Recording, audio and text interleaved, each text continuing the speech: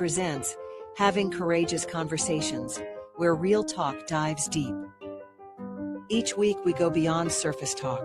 We open our hearts, speak our truths, and dive into the stories that shape us.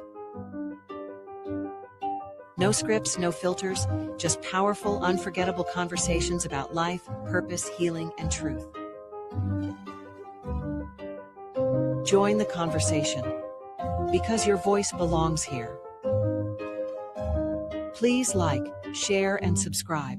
Check out our YouTube channel at Having Courageous Conversations or email us at yourshowyourvoice@gmail.com. Now, let's have a courageous conversation. Good morning, good afternoon, good evening to you from wherever you are joining us. You are welcome here. This is Having Courageous Conversations, and it's a space for those who are ready to speak up, sit with discomfort, challenge assumptions, and connect deeply with themselves and others. It's about showing up and being vulnerable, even when facing criticism and potential failure. Choosing courage over comfort is daring and needs to be seen and heard. This is a sacred and unfiltered space to share honestly about our journeys. No script, no fluff, just courage. And today we are so grateful to welcome Reverend Dr. Robert Brzezinski, who Marg is going to introduce you to. Hi, everyone. And it just feels like such a long time since we've been on the air. And how awesome to introduce our new time and same show, but new time with Reverend Dr. Robert Brzezinski. Robert Brzezinski holds Master's in Consciousness Studies and a lifelong student of transformational leadership. His passion for the emerging interspiritual age, coupled with a thorough study of integral theory, serves Robert well in the creation of an authentic spiritual practice. Robert is also passionate about adult spiritual education and brings his teaching skills to the virtual classroom. Thank goodness for virtual.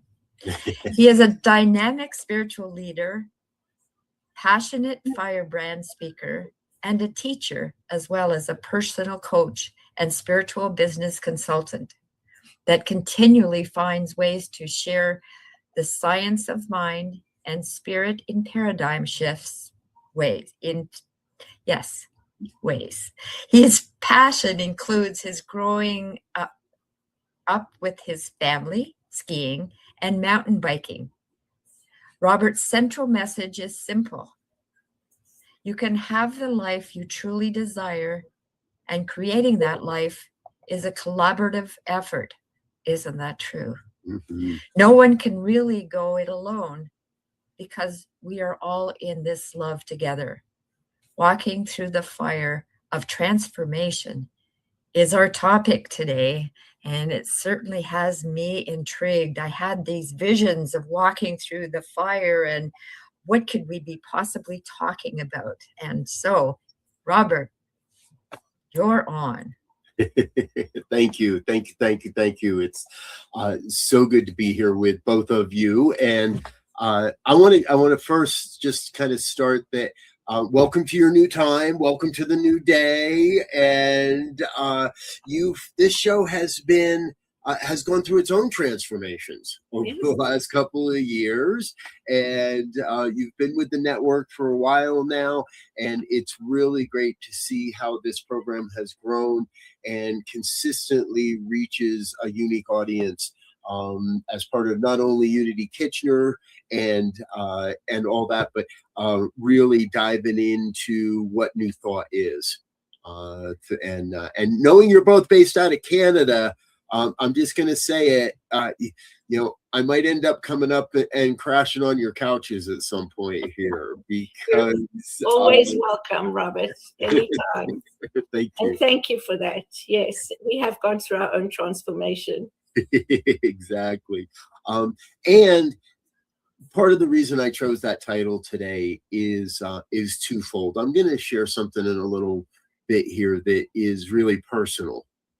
But I want people to recognize that even as we move through the personal transformations of our lives, what New Thought teaches us is those personal transformations are reflected out into the larger world. And I don't think it's any secret that the United States and all of the whole planet is moving through a transformation in consciousness at this time. And it can appear to be like a blazing fire. It can appear to be quite ugly. And yet the transformation is always really, really a good thing. Now, I always like to remember when we start to talk in words that are more than one or two syllables, the definitions are important. And the dictionary definition of transformation is a thorough or dramatic change in form or appearance. I came up in the religious science side of New Thought, and Dr. Holmes had a quote that this thing called God, and in this quote, he uses the term first cause. But what he said was first cause is always taking on form in order to abandon that form so it may take on new form. What that speaks to for me is that we are by essence this spiritual essence. We are this spiritual thing experiencing life, and there are going to be forms that come and go. I'm sure we all would, or many of us at least, wouldn't mind going back and having the same skin we had when we were 20, or the same dimensions of our body as we did when we were 20. And yet we have transformed. We have had a complete and sometimes dramatic change in how we show up in life. Yeah, absolutely. Every day we're a new person, right? Exactly. And science proves this out. It only takes 7 days for us to completely recreate the cells in our body. Every 7 days, and now gratefully it happens over those 7 days. It's not, it's Sunday afternoon, let's chop everything and start again. But we're constantly replenishing and changing who we are. Mm-hmm. And I look at when the people that don't want to make those changes, that want to hold on to the way things were and want to just know this is the way it's always been and it's always going to be. Mm-hmm. If we don't embrace transformation, what I believe happens is we die. Yeah. Maybe not a physical death, but a death in our consciousness. And it is our consciousness that's here to bring us forward. So if I may, I'd like to kind of kick this off with a song. Absolutely. Now, for everybody listening that might have just went, uh-oh, he's going to sing. No, don't worry. Because long ago, I was introduced to this artist, this gentleman. This is Reverend Dr. Barry Ebert. He has recently retired from the Mile High Church here in Colorado. But he wrote and sings this song, and I want you to really listen to it. Listen to the lyrics and listen to the message behind this music with us for just a few minutes. Thank you.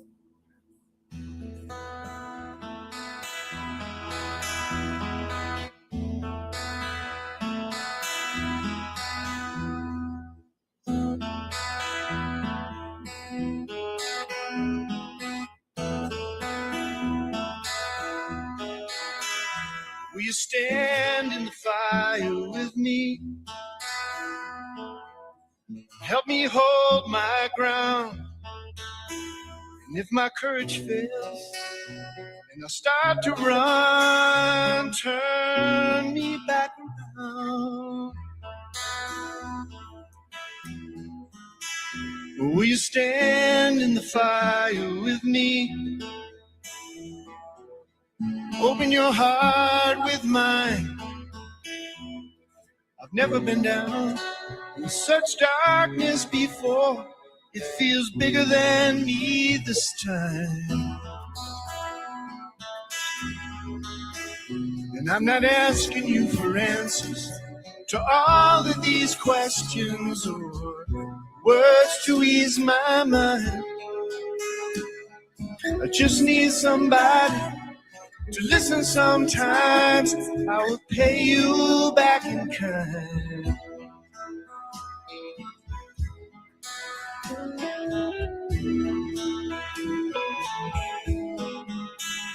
Will you stand in the fire with me?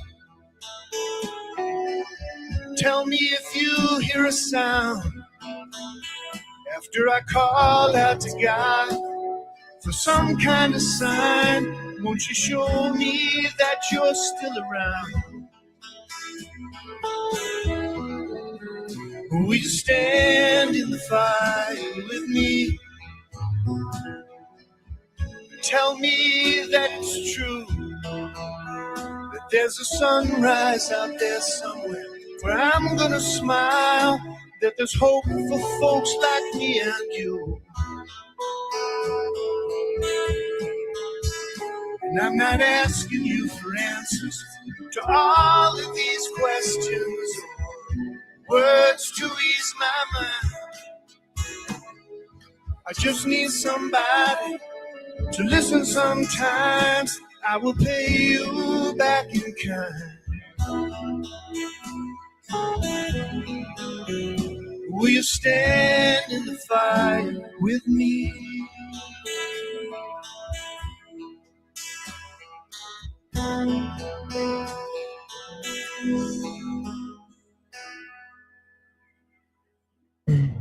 Beautiful, beautiful. Thank you for sharing that. And I have a running deal with Reverend Barry that every time I use that song in a presentation, I owe him $1. Okay. So he and I set that up many years ago that I can use that anytime I want, and when I do, I just send him $1. So, Dr. Barry, if you happen to be watching, I'll send you your $1 here this week. So, but what I've always loved about that is he's not asking anybody, and we could sing this to a partner, to a lover, to someone going through withdrawals or fighting an addiction, and he's asking us not to try to fix anything, not to try to do anything, but to just be with someone. Yeah. To just be with me as I go through my transformation. It's so very important. Because I know a lot of very well-meaning people that would love to run into the fire and fix me or help, or what can I do? And it's human nature when we hear of someone that's going through transformation. What can I do? How can I help? And oftentimes, and more often than not, all that we have to do is be willing to listen. Absolutely. To be present. And sometimes, not even say a word, right? It's the same when somebody's grieving. What do you need? Just need you to be present, not to fix me, not to do anything, just be there. Yeah, exactly. So I'd like to share with your audience, and this is, I've gone through my own personal transformation as of recently. And if anybody's been watching this network for a while, I'm not talking about the fact that I grew my hair out. If you go back and watch any of the old episodes of some of my stuff, but it's been almost a year now that I've been growing my hair out and started to do that. But there was something that was stirring within me actually for many months, and it didn't really come to the forefront until this past December. This past December, I turned the page and entered my 59th year. So I turned 59, which actually means I've entered my 60th year, because that means I completed 59. Yeah. So, and in that, I came to a very hard realization that I was addicted. I'm addicted to THC. I'm addicted to the mistaken beliefs that I had created. And I had created a whole world around myself that justified my addiction, that not only justified my addiction, but in many ways glorified my addiction. And I am now over 30 days clean.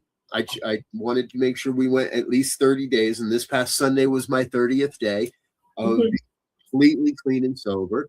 And the sobriety is just kind of an added benefit. It wasn't really something I set out to do. It just made life easier to not have a drink while I was moving through this transformation. And there were days where it felt like it was fire. There were days where it felt, and as spirit would, I was thrown a few different stress tests to see how I would do and whether I would break down. And after 30 days, I feel like I'm at a place where I can start to share not only my experience, but the promise, the vision I see now that I'm not hiding behind a smokescreen. I know there's a lot of people out there that are still hiding behind the smoke screens. We convince ourselves that, well, this is just my form of medication. You know, it keeps my anxiety from getting away from me, or makes me more creative, or just a little bit to help me go to sleep, and all the various excuses that we create as a human, because I believe all addiction is based in fear. It's based in a fear that we're not seen or we're not heard. It's based in a fear that we're not good enough. And what I can share is that as I've let go of that, more work shows up on my plate. More doors are being opened for me to serve and to share the gifts that are still here. They're not any different. If anything, they are more clear. They are more visible. And my closest colleagues that either look the other way or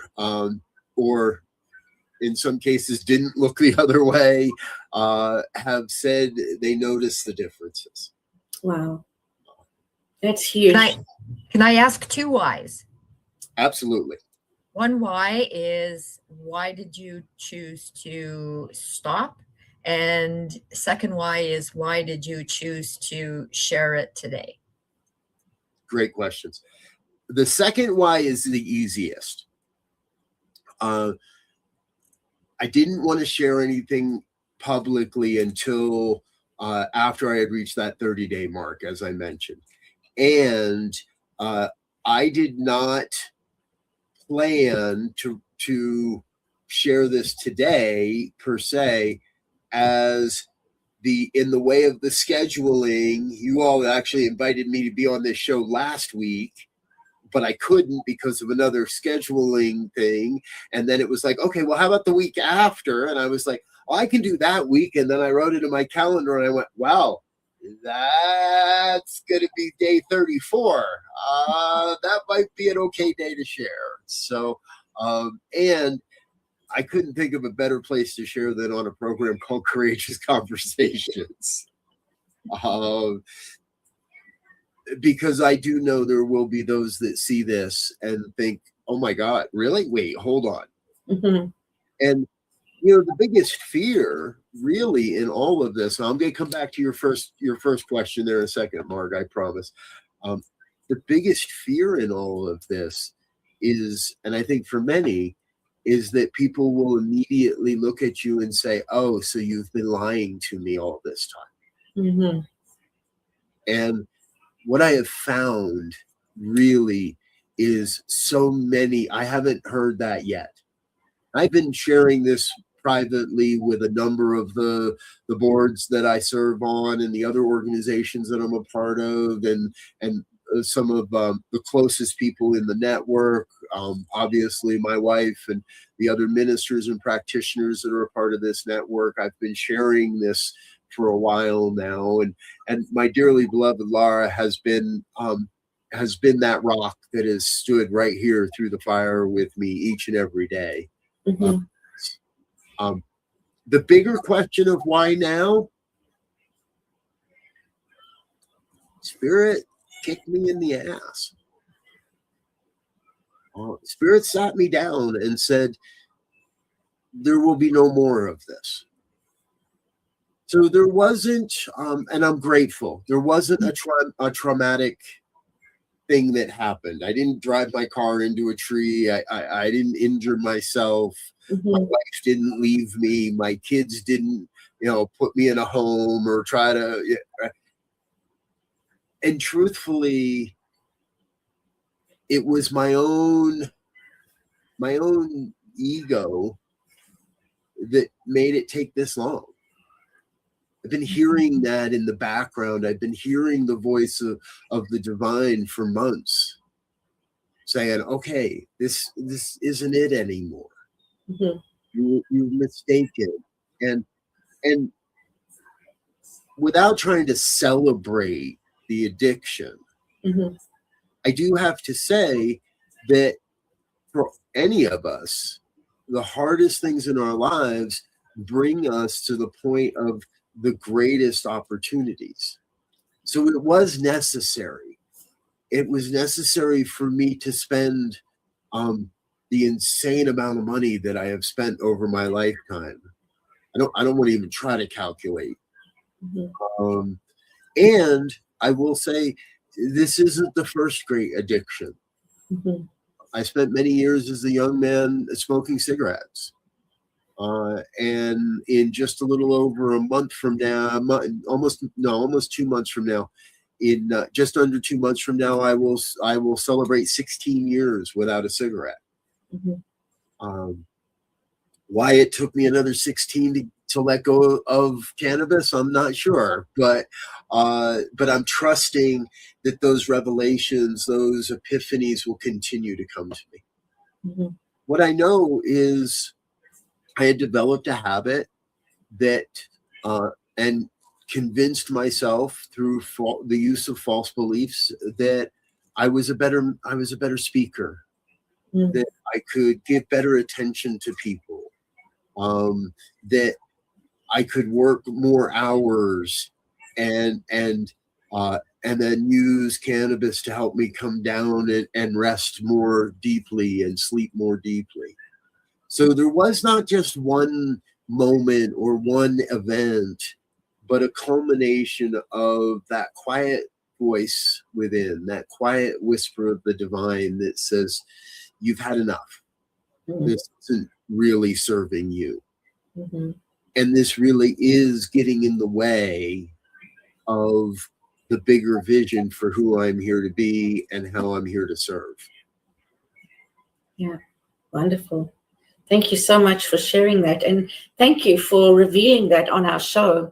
I certainly feel very honored and appreciative that you've done that. And I'd like to invite anybody who has any questions for Reverend Roberts to please put some comments in the chat or to ask a question. And I know that he would answer you with great pleasure.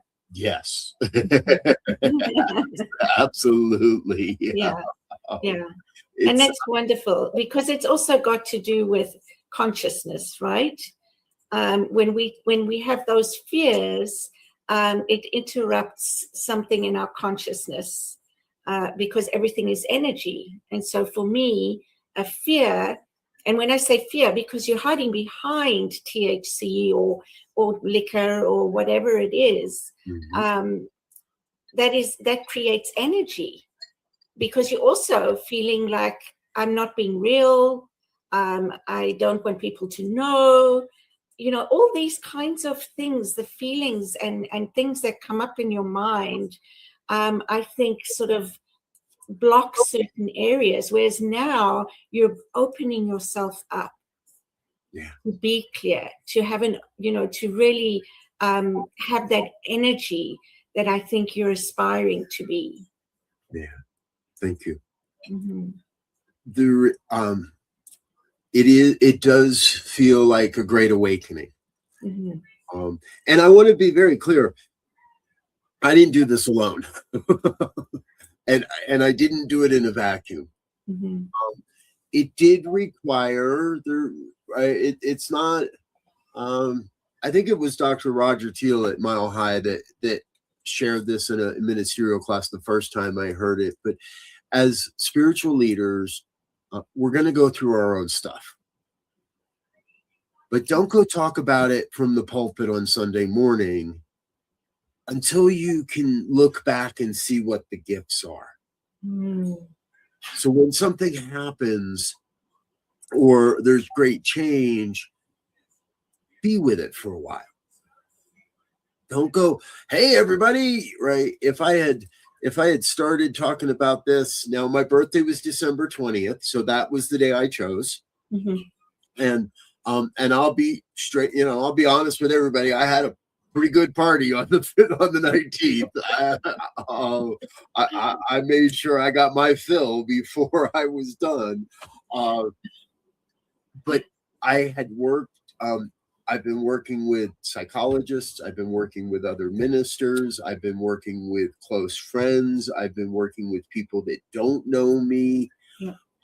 I developed an entire system through ChatGPT and AI. I've been using supplements to bolster my immune system and to balance because there is I've been using an app to track different things because we need those reminders. Mm-hmm. We need the science on our side. Mm-hmm. I think far too many people face, whether it's alcohol or light drugs like THC or heavy drugs like heroin or a sex addiction or a food addiction. We think we have to go it alone. Mm-hmm. And if the 12-step programs are what works for you, then use that. And if there's something other, then use that. And we live in an age where we have all the wisdom of the universe at our very fingertips. Yeah. And I think that's very important what you've just said, because I think that a lot of people, and I will speak for myself with some of the things that I've gone through, you don't want to share because you think you may be perceived a certain way. Or people will change their opinion about you, or Yes. Things like that. So you carry it alone and try and deal with it. But as you say, in hindsight, you can look back and see what was the gift in that.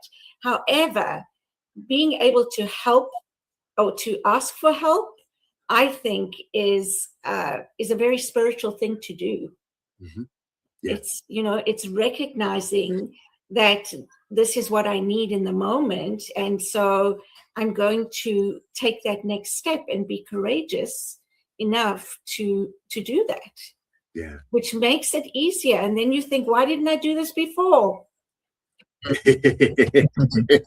Exactly.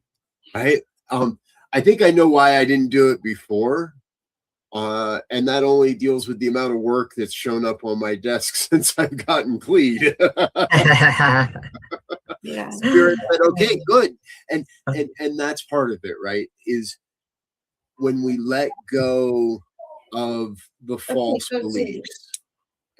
And I've spoken about this for years, and so many good New Thought, Unity, CSL ministers speak about it. When we let go of the false belief, we're able to better express the truth of who we have come here to be. Mm-hmm.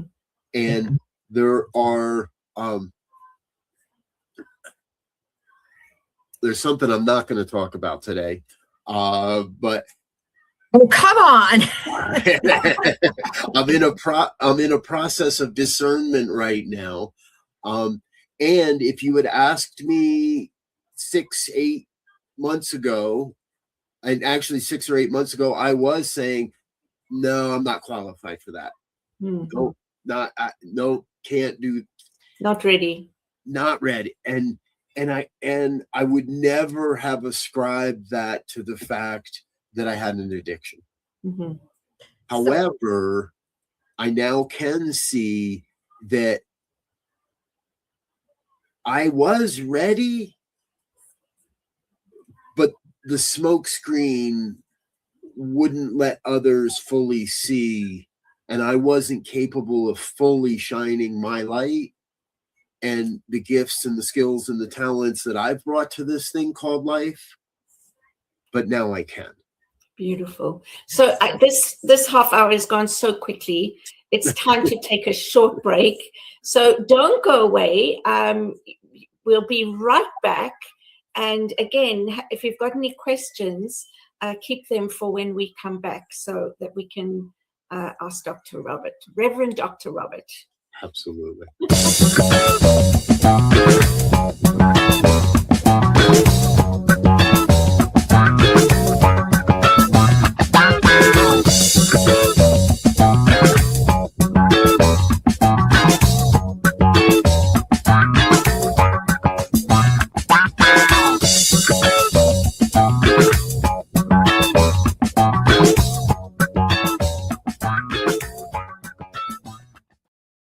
Please help us say thank you to all of our organizational sponsors, including the Hefferland Foundation, Affiliated New Thought Network, International New Thought Alliance, Science of Mind Archives and Library Foundation, Center for Spiritual Living Denver, Center for Spiritual Living Midtown, New Thought Philadelphia, Center for Spiritual Living United Life, Sunshine Cathedral, Planned Happiness Institute, Summit Center for Spiritual Living, One Heart Retreats, Universal Joy Center, Unity Kitchener, Unity Spiritual Center Ottawa, Home Center for Spiritual Living, Satya Center, Begin Within Ministries, Center for Spiritual Living North Jersey, Unity of Savannah, and the Center for Spiritual Living Seattle, as well as all of our individual donors. On behalf of New Thought Media Network, thank you, and please like, share, and subscribe. New Thought Media Network, come be you.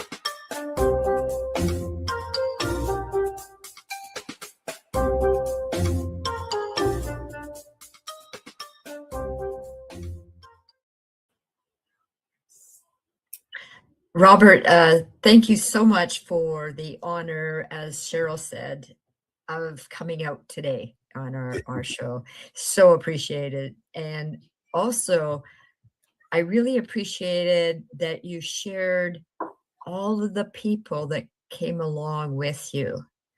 You weren't, you have a team and invited others to join you on this journey. And as we talked about it before, and on your bio, you're saying that this is a shared life. So yes, I really appreciated that you shared all of that with us. Is there one moment one action, one something that stood out for you in the last 30 days that you can say, oh, wow, what a difference. This has changed, or I see something different. There have been many. Yes, there have been many. And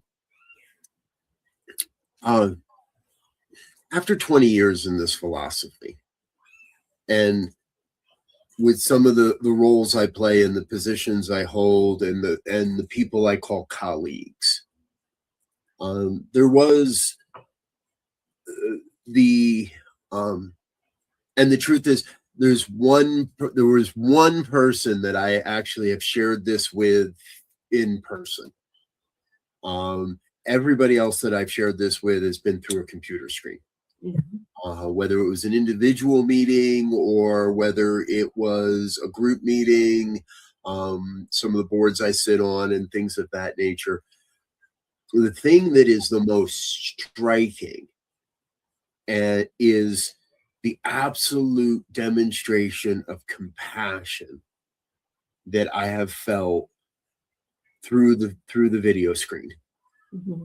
And the number of people following those meetings and conversations that would call or text with support or congratulations. The luminaries in the New Thought movement that have said, you already have my number, use it anytime. It has really been, for me, a great demonstration of what we teach here, what thought teaches. And when we teach, we live in oneness.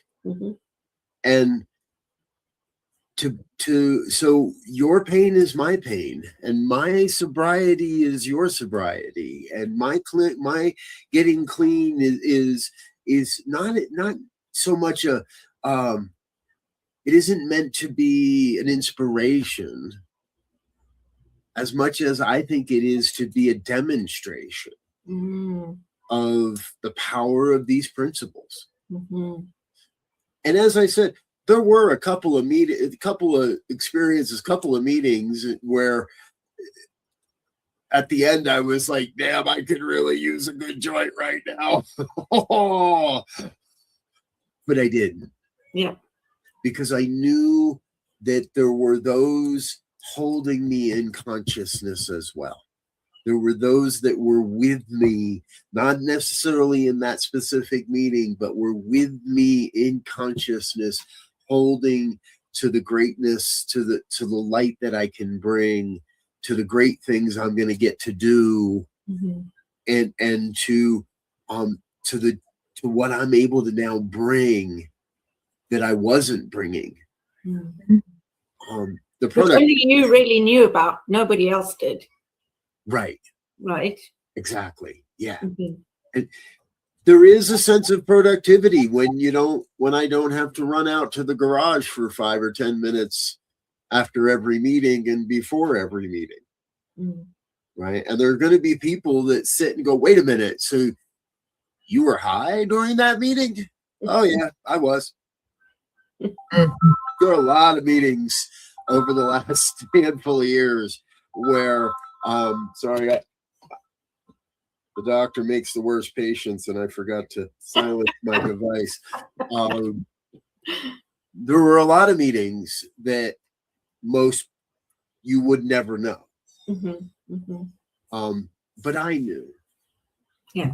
So deep within, I knew I wasn't playing full out. I knew I wasn't showing up as my authentic self. I knew I wasn't showing up as the light that I claim to be. And for any of us, that takes a psychic toll. That now there are some very personal reasons around all of this. I did look at the fact that at approaching 60, I do carry a few more pounds that are around than I would what I would really like. And so getting back into the gym and adding the routine of being religious about getting to the gym has helped and is going to continue to help. And because I really want to be here in another 60 years. Mm-hmm. I really want to spend another 60 years with my wife. I really want to spend another 60 years with my family, with my kids. Mm-hmm. I want to spend, well, maybe not another 60 years running this ministry. We'll see about that. But I really do want to continue it may be time to let someone else take the controls. The day will come where I'm ready to give up the reins of the thing and let others run it. But I really do want to be contributing. And here's how I've said it for so long, and I'm going to continue to say it.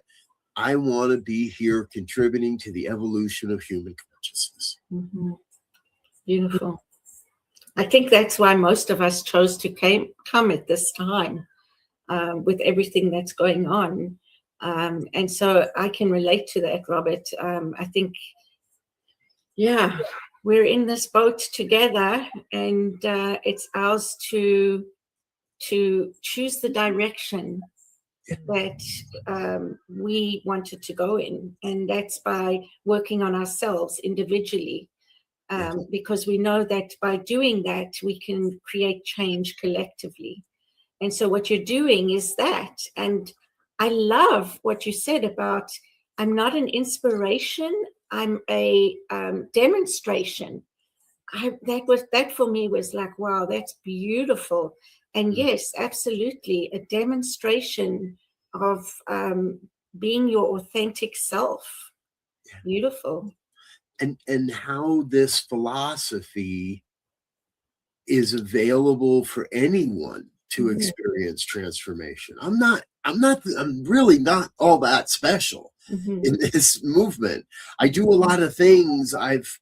Spirit has led me to a lot of things that give me a very unique opportunity and very unique perspective on how new thought can change the world, that is changing the world. And right before this interview, right before this program, I was on the phone, or I was on a video call with someone that brand new connection, someone that doesn't know my history, that doesn't understand. I didn't have to share any of this because none of it was ever a part of the new friendship we have developed. But in that call, she was very clear. She's like, I'm pretty clear that new thought is what's going to save the world.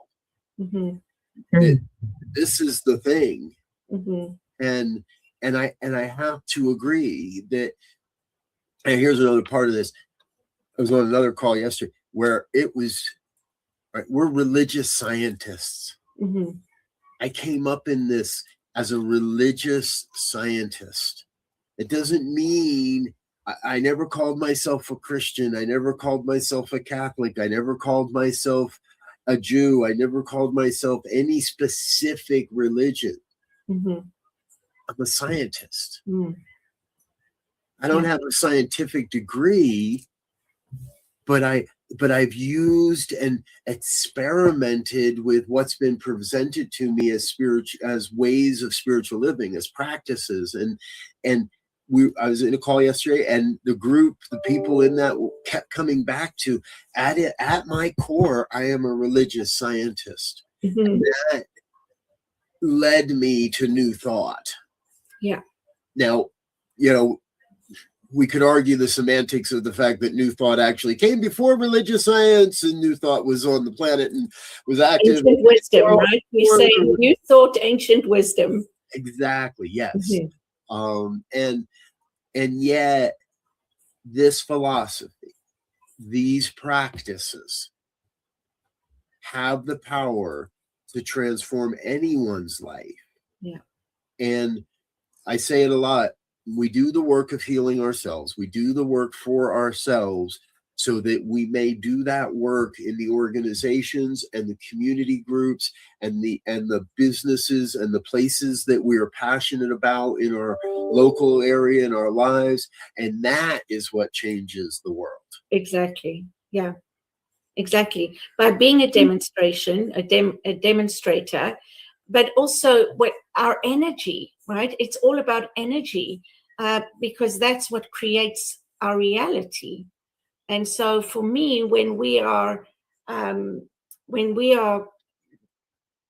giving off that light, that energy that's loving, that's compassionate, that's inclusive, all those things, not to say that we don't do that when we put blocks in our way as well. But I think, for me, that to me is important personally. That's my belief system.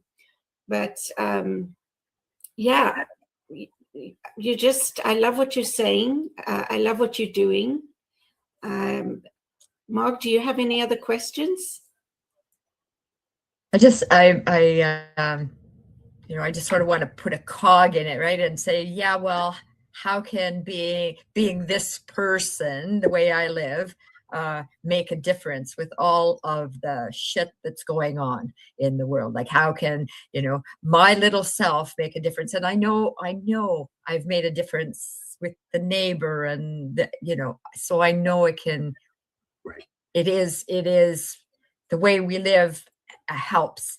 There's a ripple effect. It does. And I know that I've seen it. Mm-hmm. And still, when it feels so big, mm-hmm. and there's people like, oh yeah, well, Mark, you just think this way, and you should be out there with a placard or a this or that. It just feels really big right now. Mm-hmm. Mm-hmm. Thank you, Mark. It's a very, very important part.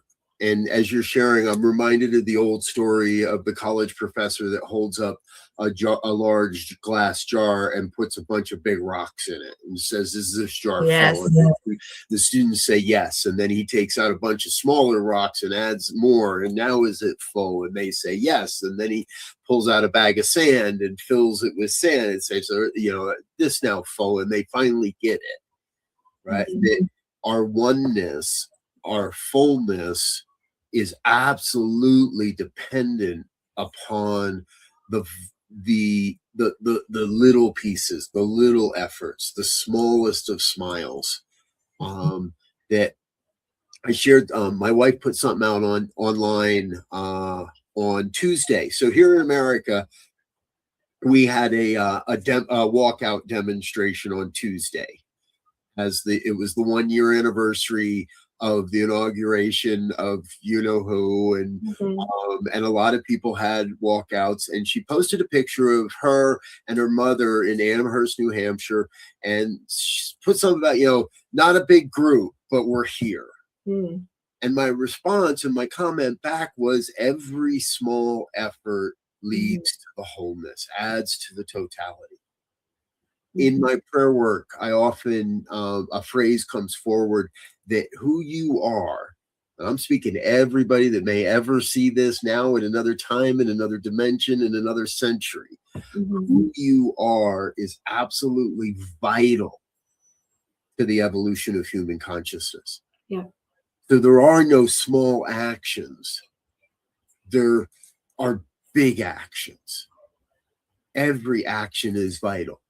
And I stood out on a street corner on Tuesday for a couple hours, not with a sign that belittled a group, not with a sign,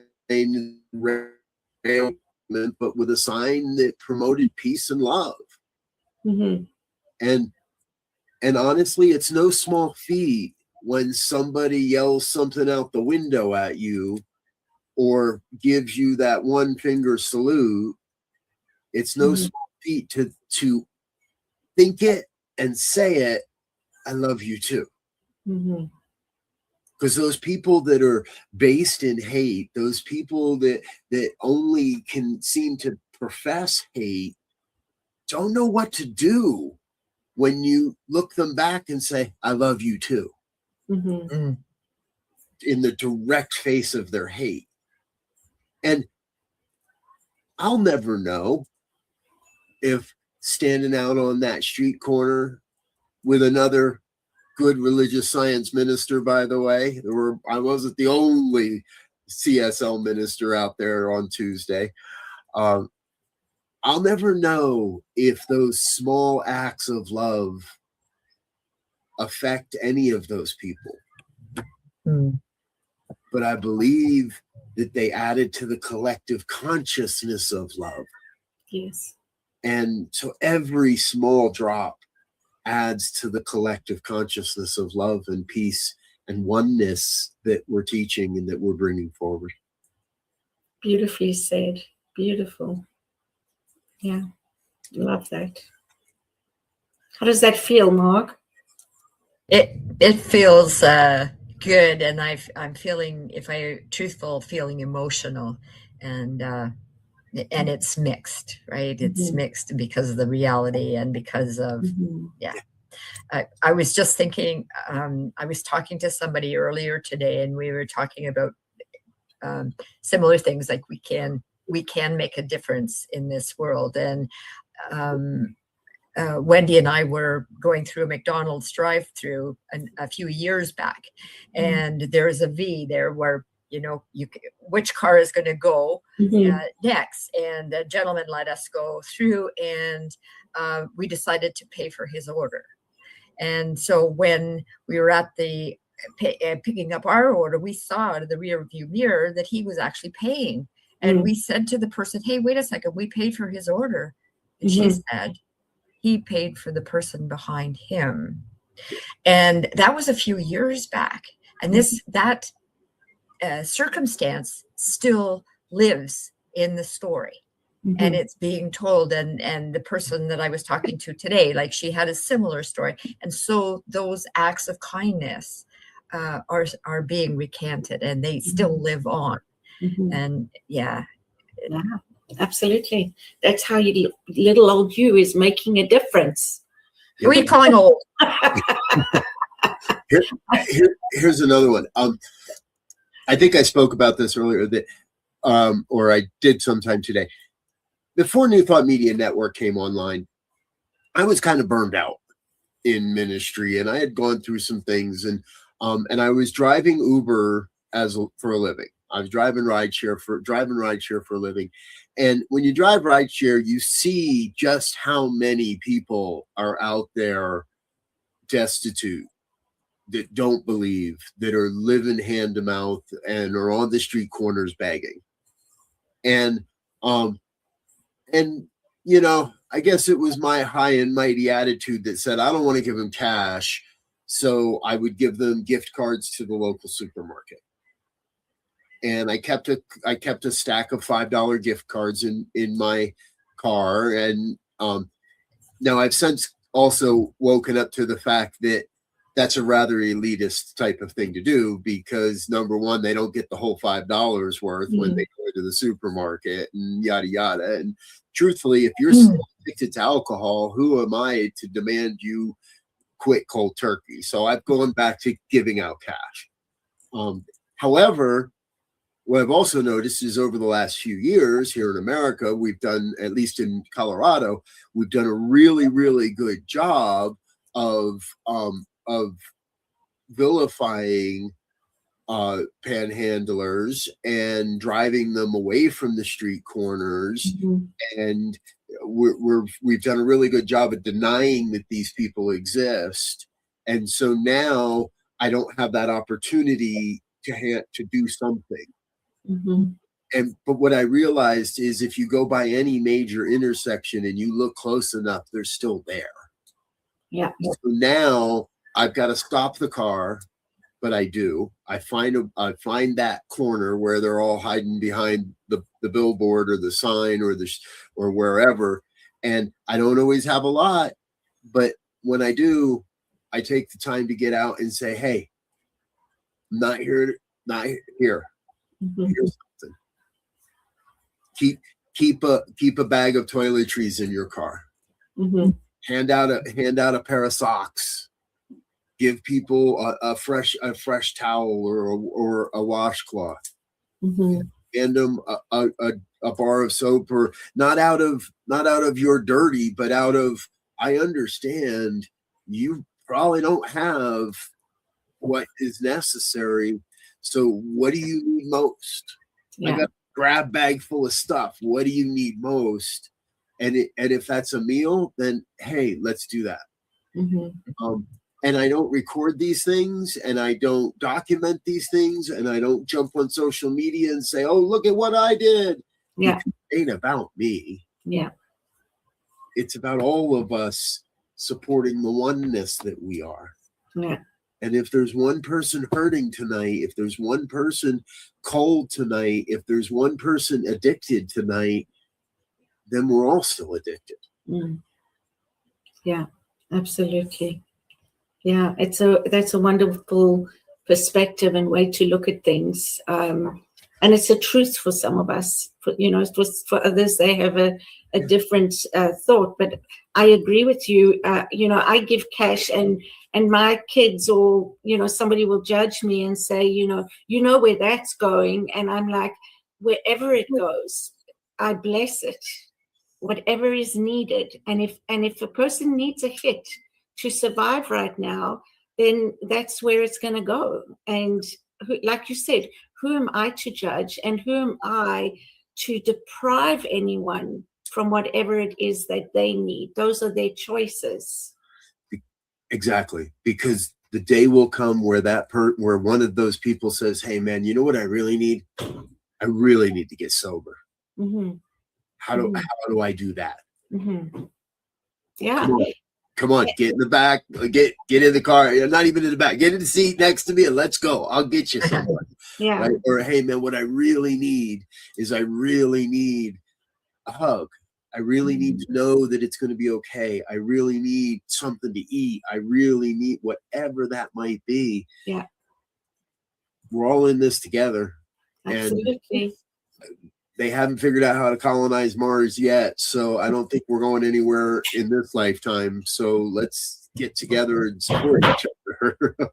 Yeah, absolutely. Well, my goodness, we're coming to the end of the show. What an inspiring and heartfelt conversation this has been. Thank you, Reverend Dr. Robert, for your openness, your wisdom, and your willingness to share your journey with us. And thank you, our viewers, for joining us today. Be sure to tune in next week when we have another guest and another conversation to continue exploring, being courageous, and just being human, because we are spiritual beings having a human experience. Yes. Any last words you'd like to say? Thank you. To everyone that's ever watched a program, to everyone that's ever donated $1, to everyone that's ever contributed in any way, because this ministry is changing lives and not just my own. Thank you. Thank you. Thank you, for Robert. bringing awareness. That's what you do. You bring your heart, your soul, and awareness to this world. And you're a wonderful demonstration of how to be, and how to be authentic, how to be integral, just how to be spiritual. You're being a great demonstration for all of that right now, I believe. Thank you. You're welcome. Marg, is there anything you would like to say? Other than what I just did, not too much further for me to say. Just I appreciate today and your company, and I look forward to part 2 when you reveal what you said. I'm not going to speak about this today, so I look forward to part 2. That's how I make sure I can come back again sometime. I love I'm grateful for that too. I love that. Yeah. So thank you once again to everybody who is watching this, whether it's live or online. We appreciate you. And we'll see you again next week. Bye. Bye now. Thank you, Cheryl.